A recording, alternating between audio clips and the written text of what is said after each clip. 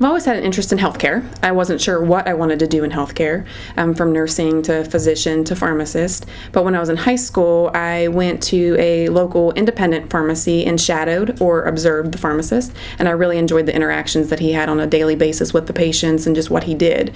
And so that made me pursue pharmacy school. In high school, I made sure I had plenty of chemistry and biology courses. I also knew that getting into healthcare professional degrees in college would be competitive, so I tried to do some like advanced placement or college level classes in high school as well, just to kind of build up the experience that I had going into college. Actually, now most pharmacy schools are direct, straight through. You get your doctorate degree when you're done. So it's 6 years of college. Most colleges, it kind of depends. You have 2 years undergrad and then you apply to get into pharmacy school, and it's 4 years of graduate level work, and then you graduate with your doctorate degree.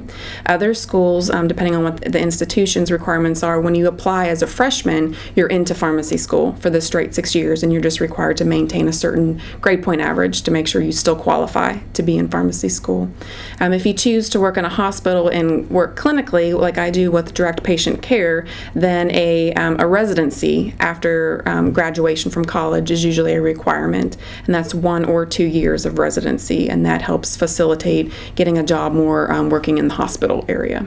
Some of the day-to-day things I do with renal transplant, I see patients when they have transplant clinic, so I do a lot of patient education. I'm educating about medications that they're currently on, as well as the medications that they're going to be on after a transplant if they haven't received a transplant yet. They've already been transplanted. We're just doing some follow-up education, make sure they're not having any side effects or any complications of those medications.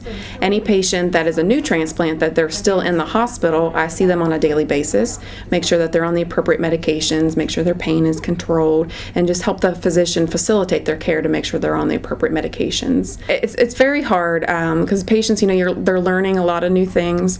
They're expected to do a lot of new things, and the medications can be kind of complicated of just, learning what's normal and what's not normal with the medications and just how to take them appropriately.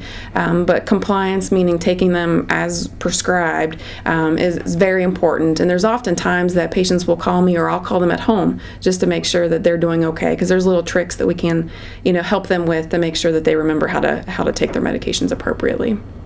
I find it really rewarding on a lot of different levels. Working with patients is very rewarding, and when you see the patient actually understand what you're trying to teach them, that you see them do very well after a transplant, they're successful, they're healthy, they're back to their normal daily lives. That's very rewarding. I realize, there's a lot of people that have a part in that. Pharmacy is a very small part, but that's a satisfaction to me that know that I had something to do with that. Also, just rewarding teaching pharmacy students and pharmacy residents and working with the physicians and the medical residents just to kind of help them learn, what there is to know about transplant medications, and also help them take the best care of patients that we can. So anything that, you see a reward, as in patients do really well or somebody learns something from what you teach them, is very rewarding.